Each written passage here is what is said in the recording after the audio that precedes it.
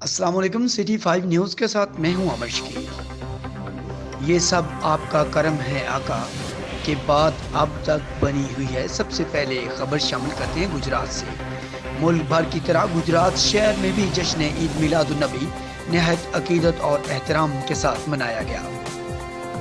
City 5 news Gujarat کے crime reporter توصیف ڈار، سابق نائب ناظم مار مشتاق احمد، مار آتف اسلام کی طرف سے جشن عید میلاد النبی کی خوشی کے موقع پر لنگر تقسیم کیا گیا۔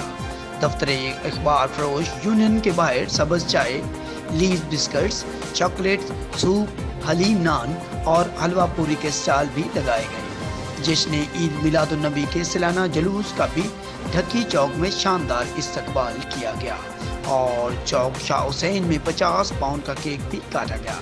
مزید جانتے ہیں ہمارے نمائندے آفتاب راٹھور کی اس رپورٹ میں۔ یہ سب آپ کا کرم ہے آقا صلی اللہ علیہ وآلہ وسلم کے بات اب تک بنی ہوئی ہے۔ جی، گجرات میں بھی ملک بھر کی طرح جشن عید میلاد النبی صلی اللہ علیہ وآلہ وسلم نہایت عقیدت و احترام سے منایا گیا۔ سٹی 5 نیوز گجرات کے کرائم رپورٹر توصیف احمد ڈار، سابق نائب ناظم مہر مشتاق احمد، مہر آتف اسلام کی طرف سے جشن عید میلاد النبی کی خوشی کے موقع پر لنگر تقسیم کیا گیا۔ دفتر اخبار فروش یونین کے باہر سبز چائے، بسکٹ، چاکلیٹ، سوپ، حلیم نان اور حلوہ پوڑی کے اسٹال بھی لگائے گئے۔ جشن عید میلاد النبی صلی اللہ علیہ وآلہ وسلم کے سما کو دیکھنے آنے والے لوگوں کی توادو کی گئی اور ڈھکی چوک میں جلوس کا استقبال بھی کیا گیا اور کیک بھی کاٹا گیا۔ آفتاب راٹھور، کارسپانڈنٹ گجرات۔ خبر شامل کرتے ہیں دیپالپور سے۔